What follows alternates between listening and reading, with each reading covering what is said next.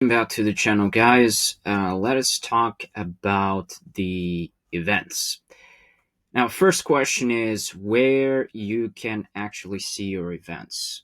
If you go to the settings, if you go to the system and you scroll all the way down, and within the events, you're going to be seeing events. So, what are the events? Most of the time, you're probably seen within the notification scheme, there is something like issue created, issue commented, issue edited, and stuff like that. So all of these things are actually being called events. And now these events are tied to the notification schemes. So all of this is actually only for the notification schemes, and this is how the notifications are actually being sent to the users. So first of all, what you need to know that there are two types of the events. You have the system ones and you also have the custom ones.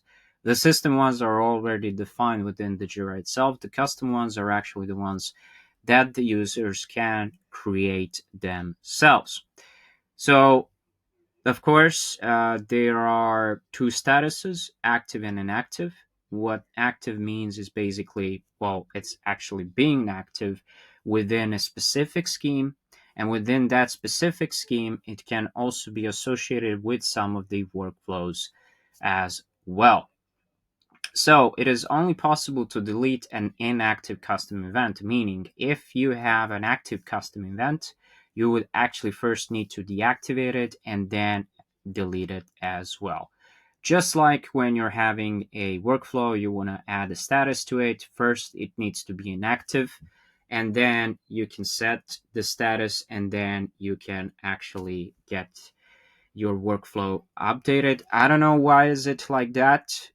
I'm sure that Atlassian has its reasons why they set to be like this. So let's take this further.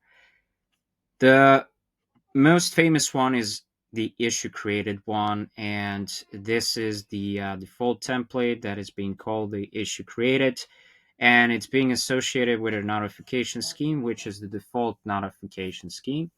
Mostly when you create your projects, the notification scheme that your project is going to be using is going to be this default notification scheme.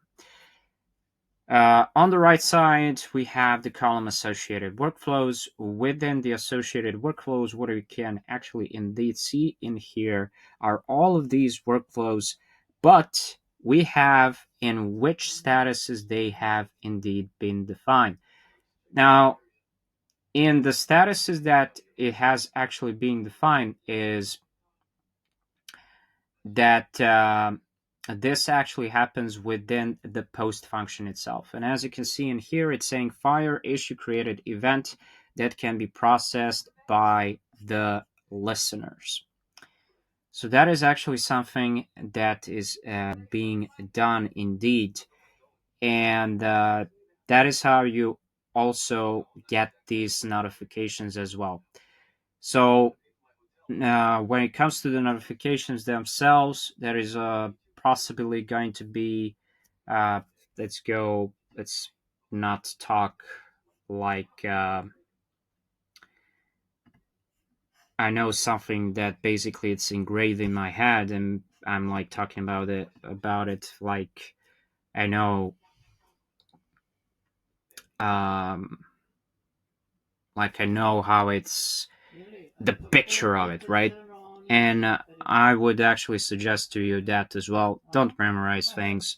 As you can see, default notification scheme that is being shared with these 18 projects. As you can see, the notification type is a work is being created, work item is being created, and then in there you have the issue created. Okay, so now there is missing consistency in there. I believe that is going to be fixed as well, but that is not the priority on the Atlassian's roadmap now. The recipients, you have all of the watchers, current assignee, and the reporter. So let's go back. to the system, and let's go back to events. All right, there we go. So we have the issue created event. We have the issue updated event as well. So all of these are system. We also have issue resolved. Within the issue resolved, we actually have the resolved issue. Now, what happens in here, and this is also going to be a post function, and saying fire issue resolved event that can be processed by the listeners themselves. And you also have the resolve issue screen. What actually that means is, what is the resolved issue screen? That is when the issue is basically going into the done status category. And when it's actually going within the done status category, when you have the resolve screen, it's asking you what kind of resolution you want to actually set. Of course, for this, first of all, you need to have resolve issues permission.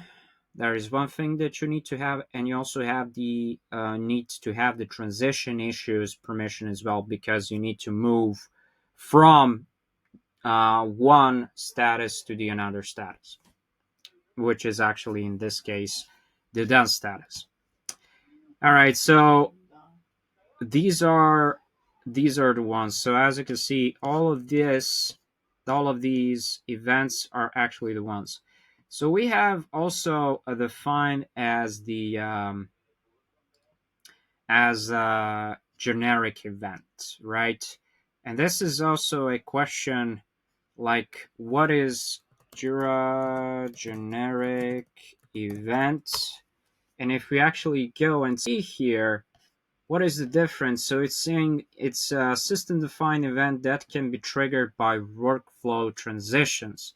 Is the default event used when a more specific event isn't configured for a transition. Generic events are often used to trigger email notifications or other actions when a workflow transition is actually being executed.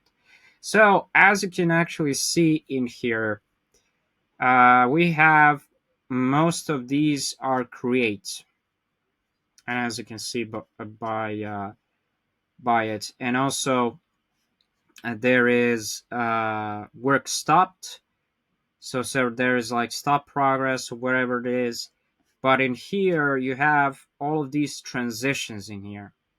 So you have ready to pick up, you have returned, you have sent for review, you have back to draft, you have to do, and so on and so forth. All of these numbers in the brackets that you actually see in here, these are the IDs of these transitions themselves. So they're going to be different, and that is actually logical. And as you can see, there actually is a lot of them.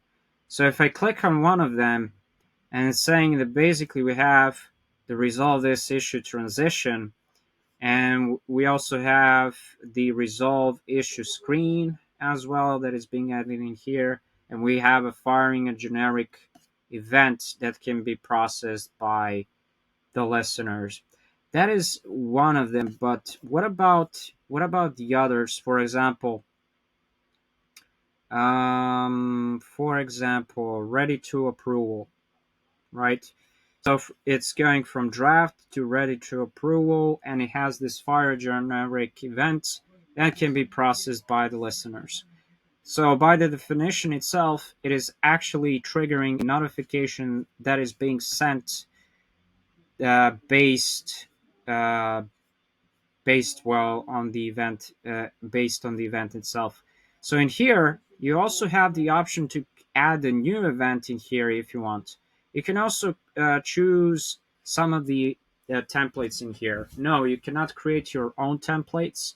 You can choose between some of these templates from here. So this is something. So for example, if I say logging work, and I'm going to say event for logging work on a task. And I also have the option to select a template. which is also fine. So what I can actually do is work log updated. So work stopped. No, that is not it. Work started. No. Work log updated. I can say it like that. And I can actually add this. That's good. So when I add this, it's going to be here, and it's saying logging work, event for logging work, and now it's saying that it's basically inactive. So for this, in order to be active in here, I need to actually create my own notification scheme. And within that notification scheme, I actually need to add the event itself. So that is another thing that actually needs to be done. So if we look for the notification scheme in here, work items, and for the work items, we have notification schemes. So we have the default one, which is fine. And most of the time, what you actually want to do is you want to copy the already existing one, because it's going to take a lot of time for you to actually really do this stuff. Okay, I can actually update it. Notifications. As you can see, I have all of them. Now, logging work. So who is actually responsible for logging work in here? So who actually needs to log the work in here? The logical thing is developers themselves. Developers need to log how many hours they have spent working on some issue. This also depends. Well, yeah, it is that. But yeah, it really depends then on the estimation technique that is being used in here. So that is another thing. Okay. So if you go never use a single user, I wouldn't recommend this, because using the single user, it's not really that scalable. So most of the time, what I'm actually using is basically the project role in here. I don't really have the developers in here because I haven't created it, but I will add it and say, yeah, this is going to be for the members. And in order for this to be active, need to go I need to go within my project itself. Yeah, let me go within this one. I'm going to go to my project settings, go to my notifications, and within my notifications in here, I'm going to say use a different scheme. And I made this to be this copy of the default notification scheme. And if I actually scroll down, I'm going to have logging work. And basically, based on that, that is how the events are going to be fired. I didn't specify generic event. I only used the system event in here, so I didn't go for the custom one, just to make it more simple for you. But overall, that is how the events are actually working, and that is how events are being used and connected with your notification scheme. Don't forget to like, share, subscribe to this channel. Don't forget to comment on this video as well. And yeah, that's it. See ya. Bye.